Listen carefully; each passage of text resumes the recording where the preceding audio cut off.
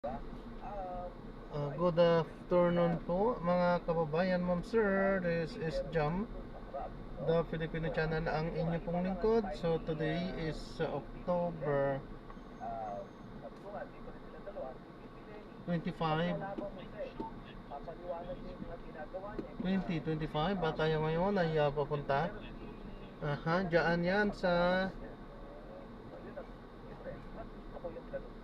Diyan yan sa may Golden Crescent Mansion sa may Rosa Alveo Street, Loyola Heights, Katipunan, Quezon City. At dadalhin ko natin sa may BB Sullivan Building entrance, dito yan sa may EDSA Green Hills, San Juan. Okay, so magbabalik po tayo mamaya konti pag nakuha na po natin sila. Disclaimer lamang po, ang content po natin ay kalsada at hindi ang passenger. Kaya nga naman sakasakali po na may marinig kayo mga pangalan ng lugar, pangalan ng tao, pangalan ng organizations, government or private man yan, ay wala pong kinalaman ng channel na ito at wala pong pinapatungkulan.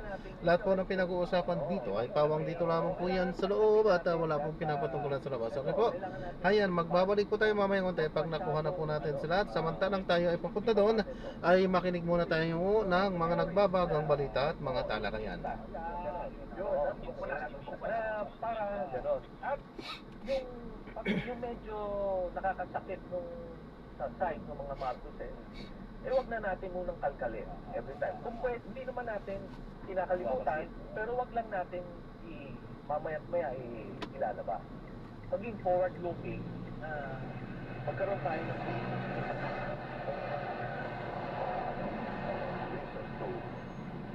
tactical alliance para sa yun. Tactical alliance. But I suppose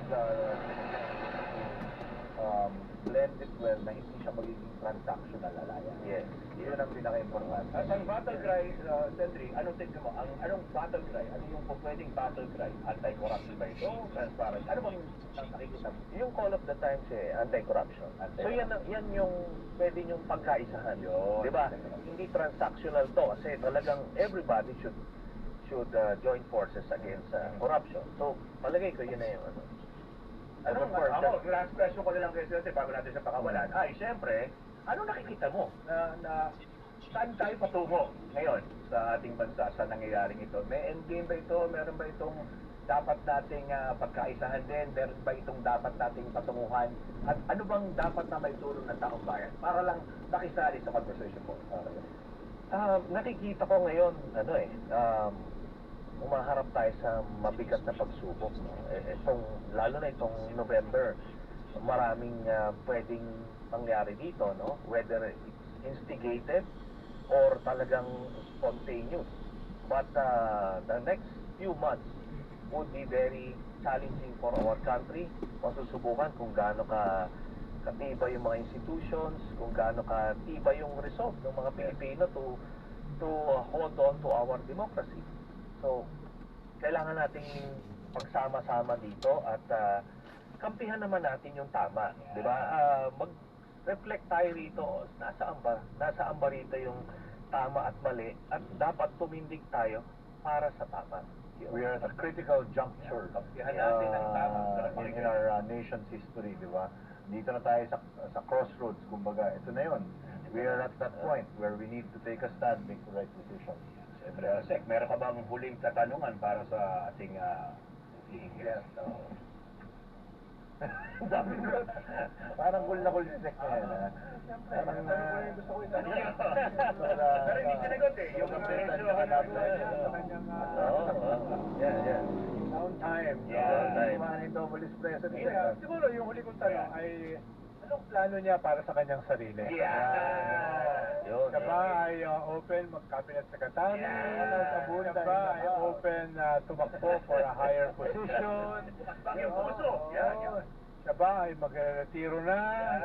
Ano bang ganyang plano? Dahil yun ang isang tinatanong ng mga tao. Pag naglabas ng magic mirror, sigilan mo. For myself, sa national na politics, I believe hindi ako magaling na kandidato, no? I think si Alan here would agree to that. Parang masyadong matapang yung flavor, alam mo yun? Hindi pang generic. Kasi sa national candidate, kailangan flavorful. Oo, generic ka, hindi masyadong ano yung... So, hindi na ako, I'm not aspiring for a national post, but I will help all the way dun sa kandidato pipiliin for 2028. Kasi yun na yan, it's the be all and end all of all political battles itong 2020. Critical ito. Pagka nagkamali ulit yung Pilipinas dito, baka hindi na kayanin ng mga institution. Wala yung mga anak na natin. Mga anak. Kaya, yun na, kumaga all in na doon in support of the chosen presidential candidate. Yes, yan po ang ating special guest ngayong hapon, Senator Trillanes. Ang sarap ng binitawan niya, no? Kampihan naman natin ang tama. Kaya kayo mga kababayan, no, kampihan niyo naman ang tama. Napakagandang usapin nito sa ating pagbabalik. Magbabardagunan po kami. Salamat ng marami sa inyo, Senator Trillanes. At Thank you, sir. susunod po. Yan. Thank you po. Thank you po, sir. Okay ba na? Patro, hala! Ayaw natin paalisin eh, no?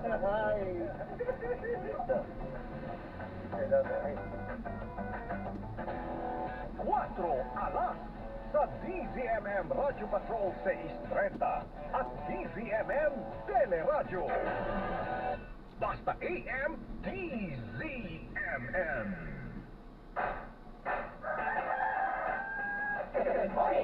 Tiyak na maganda ang morning walk tuwing Lunes hanggang Biyernes. Lindar o magtanim sila ng mga early maturing varieties o base na rin po sa ating mga advisory. Minsan po kasi pag may parating na bagyo, kung pwede na pong anihin, ina-advise na po natin silang anihin yung kanilang mga pananim. Alright. Sir, pero po tinutulungan ng Department of Agriculture ang mga magsaka po natin para makakuha ng access sa teknolohiya, financing at training para po sa climate resilient agriculture. Apo. Ang programa po ng Department of Agriculture ay sa pakikipagtulungan po ng ating mga local government units kasi kami po ay devolved. Hindi po kami diretsong nakakapunta sa ating mga magsasaka at ito po ay sa pakikipagtulungan ng ating mga concerned provincial or municipal agriculture offices. Pati na rin po ang ating mga sa tinatawag natin mga civil society organizations o mga national government organizations. Transparent po ang ating pag-i-implement ng programa. Lahat po ng ating mga magsasaka, kahit namin na mag-register dun sa tinatawag namin na Registry System for Basic Sector in Agriculture o RSBSA para po may kasiguraduhan tayo na ang ating tinutulungan ng gobyerno ay totoo pong magsasaka o kahit po mga mangingisda. Okay, maliban dun sa sinasabi mong registry na tumutugon dun sa baka may fake dyan, Yes. ano po ba yung ibang mga hamon na kinakaharap ng DA, ng proyekto para ipatupad talaga ang mga climate adaptation initiatives kasi mahirap mag-operate, no? Lalo na sa uncertainty minsan ng climate and siyempre yung aksyon na dapat gawin ng ating mga kababayan magsasaka. Tama po yun, Sec. Rene, no? Unang-una, ang baguhin ang nakasanayan. Yun ang isang malaking challenge, no? Nabanggit ko nga kanina na yung dati nating sinasabi na ang konsepto ng to see is to believe. Ang ating mga sinasabi ng ating mga kasamaan sa kanayunan, kailangan po talaga nating maipakita sa kanila na sa pag-a-adapt o kaya paggagamit ng mga makabagong teknolohiya o pamamaraan ay mas nakakatulong ito para pag-ibtingin pa rin ang kanilang hanap buhay sa pagtatanim. Yun po ang una. Pangalawa, yung karapatang sanang sapat na pondo, no, na naibibigay sa atin, sa ating gobyerno para mag-implement ng project at ang koordinasyon sa ating mga kapartner na local government units. Hindi po natin may iwasan na sa hanay po ng ating mga local government units, sa hanay ng ating mga magsasaka at pati na rin po sa hanay namin, no, sa Department of Agriculture ay kailangan patuloy yung tinatawag natin na capacity building. At tayo po ay dapat naniniwala sa ating programa na sa pamamagitan nito, ang kailangan lang ay magtutulungan tayo para ma-achieve natin yung objektibo, layunin ng programa. Ayun. Paano po naman sinisiguro ng Department of Agriculture ang integrasyon ng climate resilient agriculture sa mga lokal na polisiya at development plans? Ay, magandang tanong po yan. Naisabatas na nga rin po yung sinatawag natin na pagkagawa ng local climate change adaptation plan ng ating mga local government units. Kanina po, pinakaunang binanggit ko ay sinasama natin ang climate sensitive planning.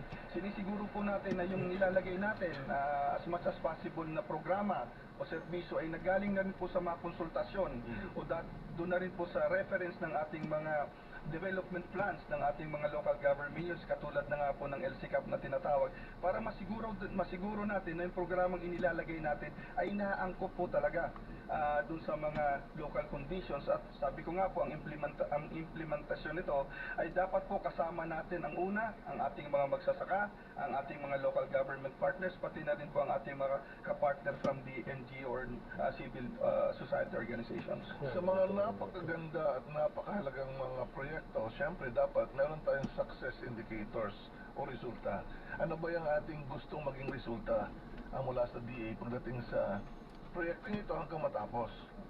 Salamat po, Secretary, sa tanong. Ito pong APA project ay i-implement po sa loob ng 7 taon at nilalayon po nito na pagdating ng 2030 o yung sinasabi nating katapusan ng implementasyon ng programa na to, makikita natin na resilient na o napalakas natin yung level ng resiliency ng ating mga komunidad o lalo na yung mga beneficiaries sa 100 municipalities na to at ready na rin po natin itong scale up sa iba pang mga municipalities na base na rin sa vulnerabilities nila.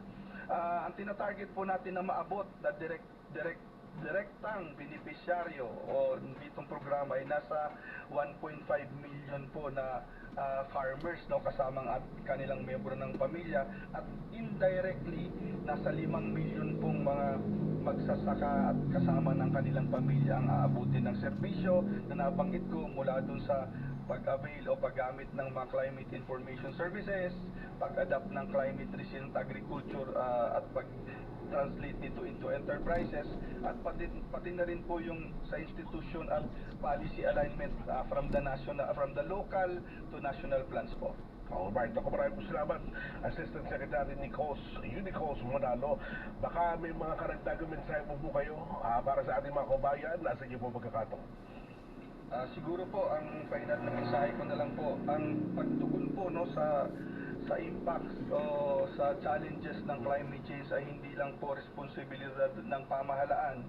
Ito po ay responsibilidad ng lahat ng Pilipino. At sana po makipagtulungan tayo sa mga programa ng gobyerno para lalo tayong maging handa at maging matibay sa pagharap po ng challenges ng bago-bagong panahon po. Yun lang po at maraming salamat. Ayan, kapag ginamitan natin ng siyensya, teknolohiya at inobasyon, ang ating bayanihan spirit of collaboration, ang pagsasaka ay sasagana. Maraming salamat mula sa ating Department of Agriculture Assistant Secretary Unicos Manalo. Talagang panalo. Dapat ang ating mga magsasaka pagkatapos ng proyekto. Siya po ang ating Assistant Secretary for Operations and National Project Director ng APA Project. Maraming salamat. Maraming salamat, sir. Maraming salamat din po. Ipagpapatuloy po natin ang ating talakayan tungkol sa GCF APA Project kasama naman ang DOST Pag-asa. Tutok lang, magbabalik agad ang Radio Science sa DOST. Konektado ka.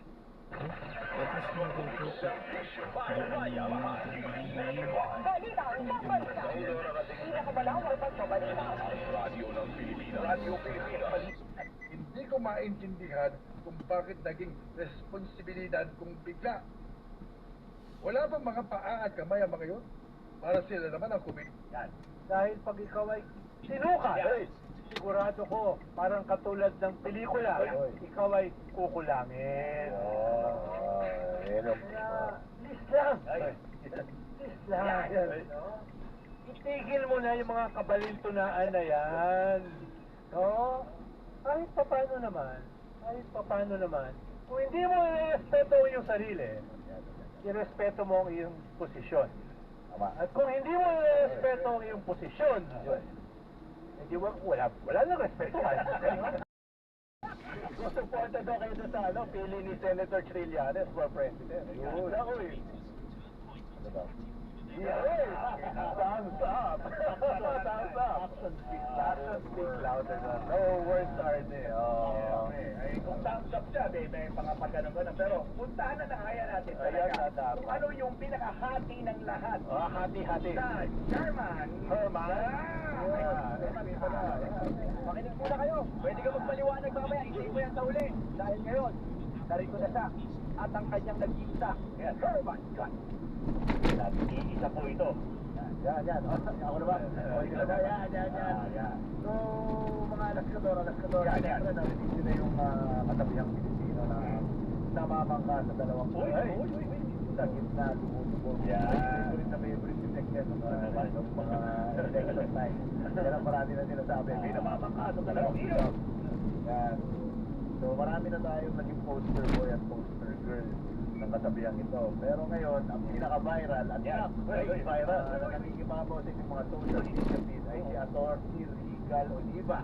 Ang sikat na gender equality lawyer at content creator. Hindi mo na yun? Hindi, wala trending. Well, for years, matagal siyang minahal at tinanggap ng kampo ng mga pro-Duterte bilang isang matalinong bote na marunong magsalita at tama. Tapos kandidato siya bilang kinatawa ng Lone Congressional District ng Mandawi. Hindi ko alam yun. Mandawi. Nag-support na siya. Nag-angat ng kanyang kamay. Si none other than former President Lee. Vice President Siya yung talo. Pero recently, public enemy number 1 siya ng mga bumaliktad na siya. What happened niya? But naglabas kasi siya ng isang tinatawag niya na Regal POV content kung sa ICC. Doon niya binanggit ng mga terminong tulad ng libo-libong patayan. Yan. Hango sa dokumento ng ICC at in-acknowledge niya ang legitimacy at authority ng ICC bilang isang credible international court. So, syempre, nahulog sa mga citizen nila ng mga DCS para silang sinapak ng sarili nilang sispa. Tinawag nilang bayaran, idol, matindi, at user, si Atty. Regal. Matindi ang online bashing at backlash. Sa loob ng ilang araw, imagine you have to give it to the DCS online person. They are formidable. Imagine 1.7 million followers niya, 300,000 ang nawala. Nag-follow. Talaga ang online person DCS. Deactivate naman yan. Ngunit sa kabilang ilog, as expected, pumalakpak naman ang mga Marcos loyalists, Elos, human rights advocates. Sabi nila sa wakas, mula sa kabilang kampo na nagsabi ng totoo at tumayo para sa prinsipyo. So for a brief shining moment, tukoy ang bangka niya o Regal na tukoy ang puso, di ba? Nagkaroon siya ng pagkakataong tumitig. Pwede sana niyang sabihin at that point, o mataas, o totoo. At maninindigan ko ito, kahit sino pa ang masaktan, at kahit mawalan pa ako ng libo-libong followers. Hindi nangyari yun? Nangyari. Nang makancel siya ng mga DBS, nagpaliwanag siya, nagpakababa, nagsabing namin servers lang daw siya. So, hindi lang umatras. Wala sa dating dikit ng kanyang sinabi. Ang dating medyo nabahagang puspos. Dahil sa nabawasan. At doon niya naramdaman ang bigat ng kasabihang tungkol sa namamangka sa dalawang ilog. Hindi siya tinanggap ng DBS, even without apology. Dahil para sa kanila, nakita ko na yung totoong kulay. Hindi rin siya niyakap ng mga loyalist pigs at yellow. Dahil para naman sa kanila, hindi mo kayang panindigan yung sinabi mo. Hindi ka rin kapag-ipaniwala. Saan siya napunta? Lumubog. At dito pumapasok ang masakit ngunit totoong aral. Sa politika at public opinion sa Pilipinas ngayon, pwede kang magkamali. Pwede kang kumontra. Pero ang hindi mapapatawad ng tao ay ang magiging walang panindigan. Pwede kang tumawid mula sa isang ilog papunta sa kabila. Dami ng politikong gumawa niyan. Pero kung susubukan mong manatili sa gitna, sampa sa bawat pampang, lulunurin ka ng agos. Pero hindi bumagsak si Atty. Regal Oliva dahil nagsabi siya ng totoo. Bumagsak siya dahil sinabi niya to, tapos umatras. That's Herman Cut. Pagdili-dali. Huwag bumango. Katulad na. Lang. Survey na. Ano sa tingin ng mga tao? Hindi na mabangka. Yan, pakinggan natin po yung survey siya. Kasama si Professor Guido David. Ayan, the survey says. Pero babasahin muna natin yung... Sinintlo ka na maganda ni Sek. Talaga. Babasahin muna natin yung yung top 5 trending. Yung ating top 5. Wala pa tayong pangalan dito. Tingkong sikat. Tingkong sikat. Tingkong sikat. Alalahanin niya. Okay, so number 5, si Eduardo Ermita. Pumanaw, no? Maraming pumanaw. Nakikiramay tayo sa mga pumanaw. Tapos number 4, si Sanay Takaichi. Well, kabilang na rin yan. Yan yung Prime Minister ng Japan. Bago. First female. First one thing is the significant. Yes. Nag-trending siya sa Philippines. Tapos number 3, Taiwan reunification. Sa daw. Ano pa lang Pinoy, global oriented. Global. Aware sila dito sa gusto ng China. And then number 2, Archie Alemania. Because of that, yung na-post yung kanyang sexual harassment charges. May sexual harassment. And then number 1, bago ko sabihin yung number 1, yung number 1 na trending talaga, na hindi political, si Eman Atienza, at gusto nating makiramay, condolences. My brother Kim and my sister Penny, you are family to me, and to as far as what Alberto Alas kami po ay nakikiramay, and our prayers are with you during this very difficult time. I love you, brother. I love you, sis. Stay strong. Hindi tayo magkakilala, pero lubusang kami nakikiramay.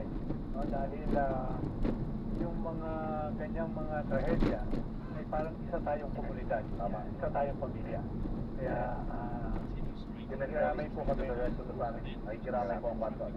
Ako, gusto ko ibahagi yung sinabi ni Kuya Kim, no? Sabi sa kanya is compassion, courage, and a little extra kindness in your everyday life. Yan, yung pakikiramay po natin, damdamin din natin yung nararamdaman ng isang ama, na kailangan po natin, bukod sa tapang yung compassion niya, saka konting kabaitan po sa ating mga kapwa. Tama yan.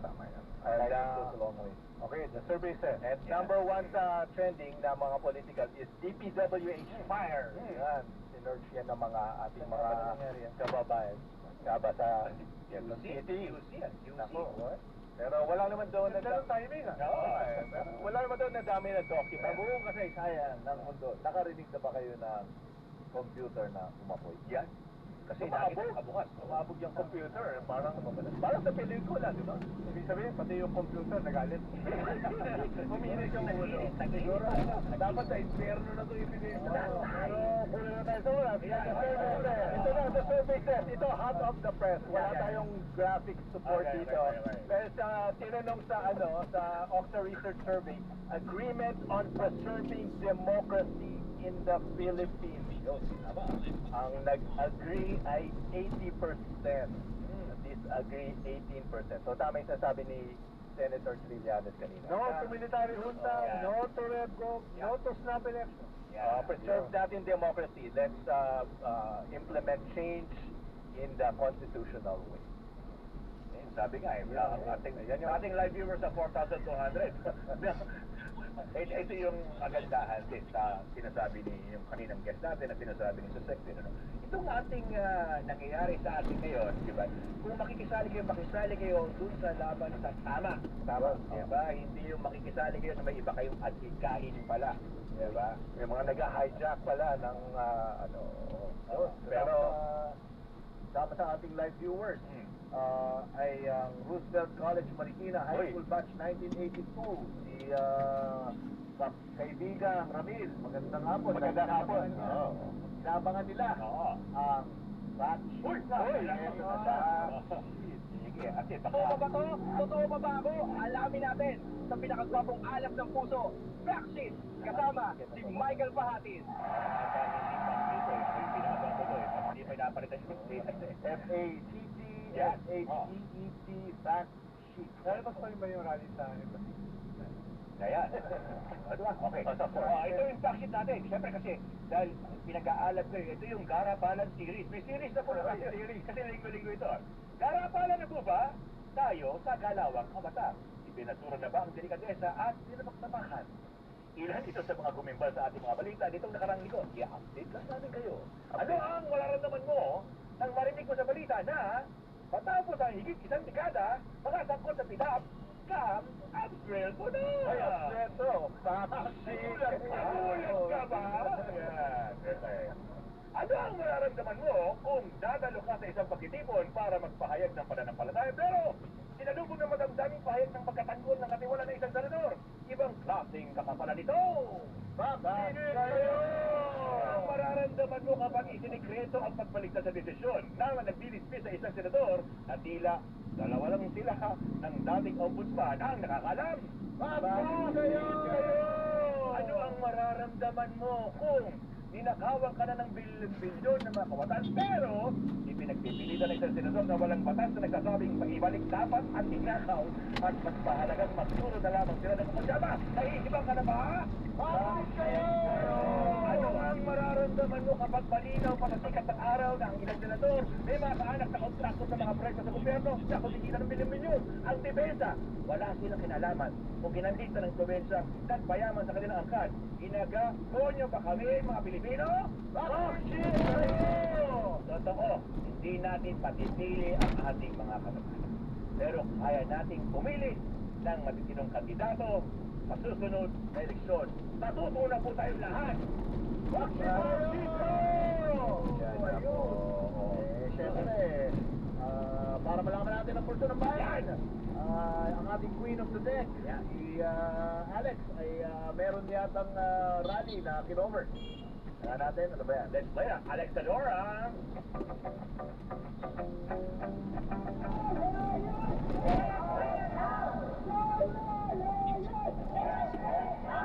Siniginalang nilang mga grupo ang pinakabagong claim ng Beijing na parte ang Scarborough Shoal o Panatag Zone bilang nature reserve ng China. Tugon naman ang mga relihista, isa ito sa sinungalingan. Ang mga mamamayan ng Republika ng Pilipinas, inaatasan kayong itigil ang lahat ng illegal na agresyon sa loob ng ating exclusive economic zone. Kabilang na sa Scarborough Shoal. Dati sa West Philippine Sea lamang dumadagot doon ang tinig ng mga Pilipino. Ngayon ay sa mga kalsada na rin kung saan nag-ipon-ipon ang daang-daang realista sa harap mismo ng Embahada ng China upang tutulan ang pinakabagong pang-aangkin ng China sa West Philippine Sea. Ayon kay Akbayan President at Anito Convener Rafaela David, ito ang kanilang tugon sa panibagong pahayag ng China kung saan pinagsaga nilang isang nature reserve ang Scarborough Shoal. Salamat din po, God-bless po.